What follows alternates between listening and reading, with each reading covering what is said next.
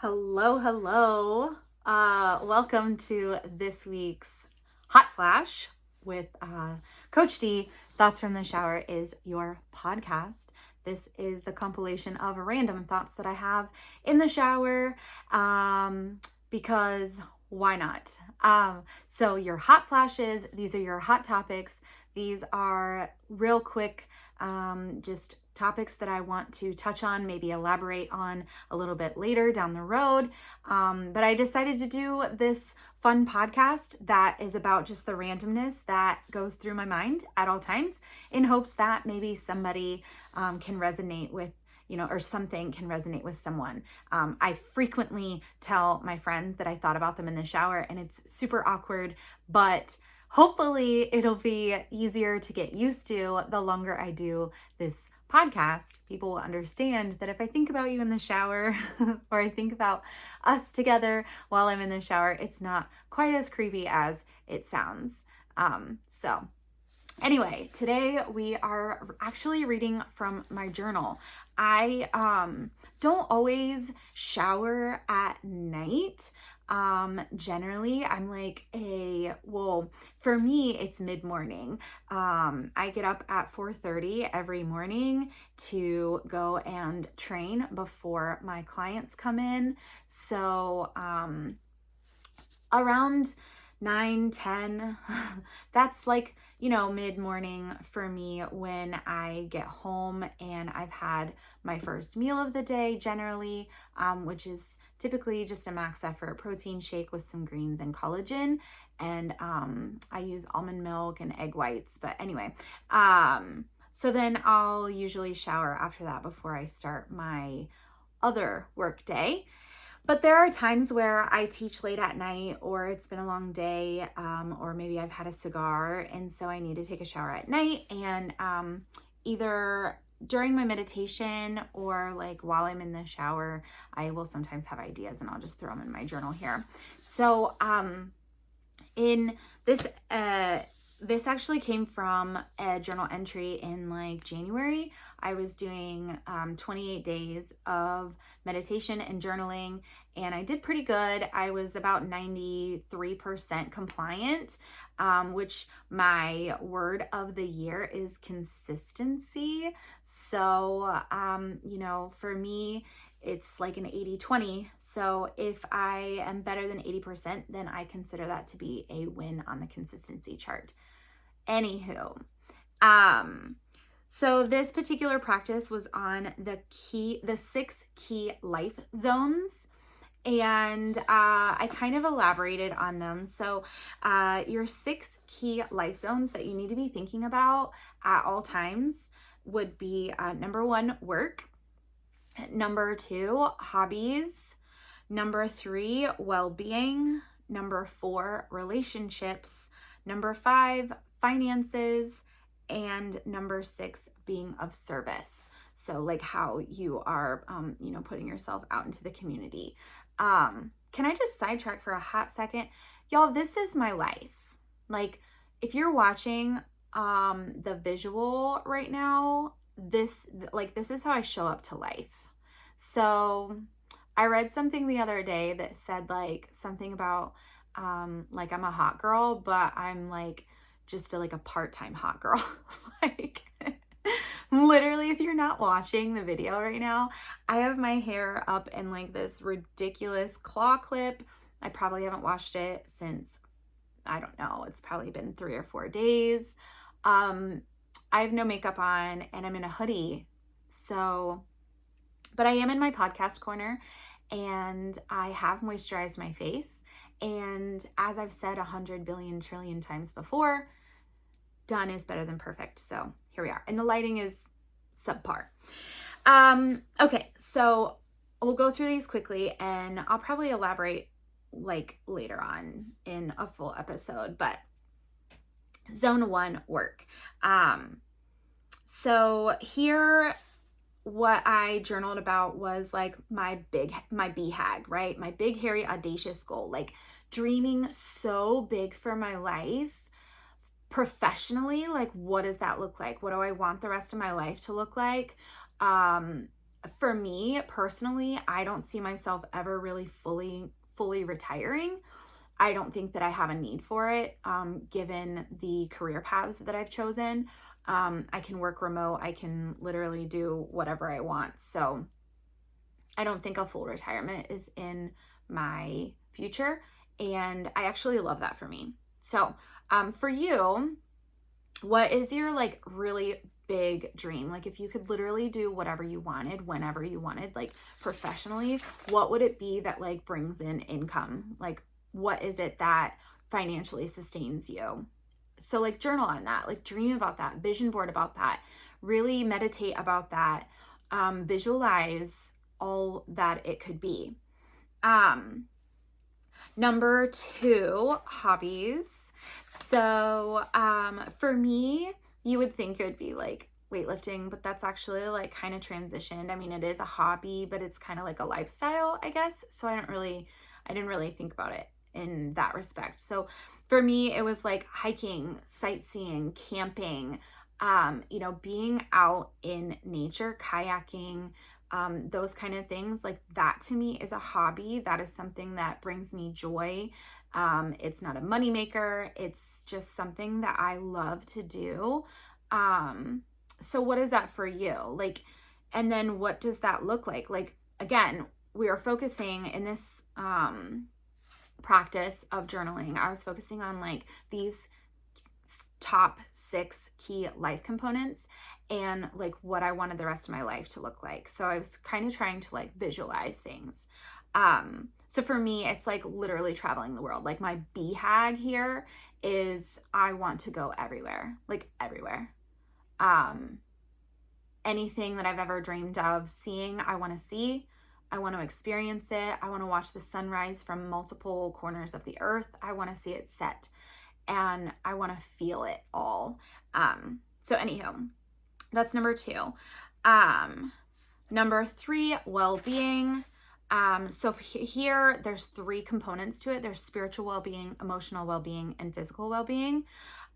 So again, my word of the year, that consistency comes through in this, having a routine, having, not deviating from that. It's non-negotiables, spiritual well-being, meditations, yogas, emotional well-being, again, meditations, loving, being open to receiving love and giving love, and then physical well-being, training, sleeping, and recovering. Those are like the big things that I need to be more consistent about and focus on moving forward.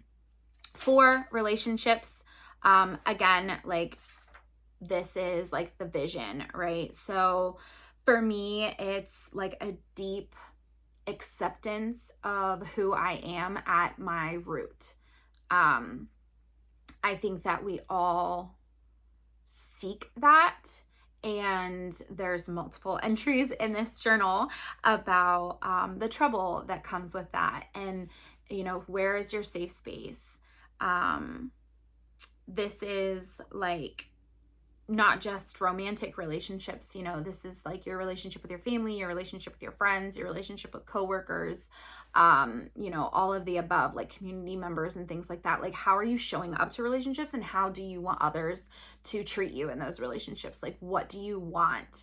And then making sure that those relationships that you have currently align with that, those values and those like how you want your future to be. Because if you are in a relationship or have relationships with people currently that are not going to get you to where you want to be in the future, then you might as well just like give those up, because what's the point?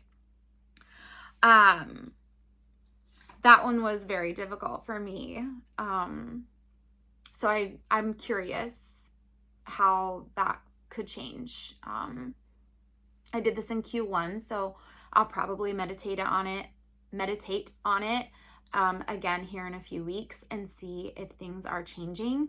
I think that that's important, to always be growing and always be like reevaluating and reassessing what your goals are and how you are showing up to like attain those, and if you're on the right path And, you know, if that's still what you want, we're constantly growing. And if you're not growing, then you might as well. I don't know. Okay. And, finances is your fifth, zone here. That, you know, like what do you want your bank account to look like, right? Like, how do you want to be able to, live, and what is it going to take to get to that? So if you want to be making, if you only want to make like a 6-figure living and you want to live simply and whatever, like, awesome, cool. Let's plan for that. If you want to be somebody who's, you know, 7-8 figures, what is it going to take you to get you there? And like, what's the plan, right? How much do you want to be able to give back? And that kind of like ties in with your sixth life zone, which is being of service. So like all of these kind of like go hand in hand. You have to have like all of the right components kind of working together in order to build this optimum life. But it's a lot easier to break them down into these 6 aspects rather than, you know, just like looking at, well, this is the grand picture, this is what I want, and then, gosh, I don't know how to get there. Or, you know, kind of like floundering around and not really having a clear plan. So, you know, finances and being of service. What do you want your bank account to look like? What things do you want to be able to do? For me, one of the things that I journaled about was I want to build a legacy to where I have enough money consistently that I'm not worried about it. Like on a day-to-day basis, I can get up and I can go on vacation, or I can, you know, pay my mortgage ahead of time, or I can buy things for my children and eventually my grandchildren.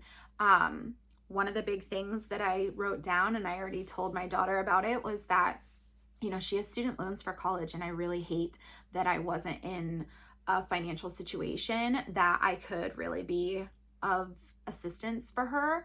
And so one of my BHAGs is to pay my daughter back for her college education. It's one of the things that I, it's not a regret, but it's something that I'm deeply disturbed by in my own past, that I wasn't able to finish college, and I want her to be able to finish. I don't want her to have student debts, and I don't want her to carry around this like heaviness of like, I had to do it all on my own. So that's one of the things financially that I want to do. And then being of service, something that's super important to me right now with my kids being involved in their school and sports is like, you know, me being present and being able to give back to the school. I've not traditionally, like in the past, I wasn't in a position where I could give financially, nor could I give with my time. So my time is super valuable, and I choose to devote it to my community and the schools. So that's definitely something that I would like to continue to do in whatever aspect I can, but also, you know, just doing miscellaneous things throughout the community and supporting students wherever I end up landing. I'm huge on like conservation and recycling and those kind of things as well. So it's definitely something that, you know, I'll continue to do in my life. But anyway, so those are your 6 key life zones. Again, to summarize, we have work, hobbies, well-being, relationships, finances, and being of service. So take some time at some point in the near future while this is fresh in your mind and visualize, like spend some time just visualizing what your future looks like. And once you visualize that future, break it down into these 6 life zones, and then break those down even more and visualize those on a deeper level and get super specific on how it feels, how it looks, how it smells, how it tastes, emotionally, physically, mentally, like all of the things. And then if it's really, really like some of these actually brought me to tears. Like they brought on so much emotion, and I knew that it was definitely really important to me. So then break those pieces down into attainable chunks. The best way to eat an elephant is one bite at a time. So the best way to achieve a goal is one step at a time. And you've heard it a billion times. Your goal should just be to be 1% better every single day. So if you are, you have clear, defined goals and you've created a path, as long as you are 1% better today and you're on track, then you're going to have those highs and lows, that crazy roller coaster that we live on, but you have a destination when you take some time just to focus on these life zones and get really clear on what you want in your life. So anyway, that's a little insight to my journal and the inner workings of my mind. So thank you for listening to this hot flash. It's a little bit longer, but I'm super long-winded. And follow me on Spotify. We're on iHeartRadio. If you're watching, you want to watch, it's on YouTube. Thoughts from the shower. You can follow me on Instagram, PR_Coach D. Also on Facebook at Coach D One Stop. This episode and all of our episodes are sponsored by Pure Romance by Danielle, and you can use code SHOP10 to save 10% on the website on your entire purchase. Thank you so much for listening, and we will chat again soon. Bye.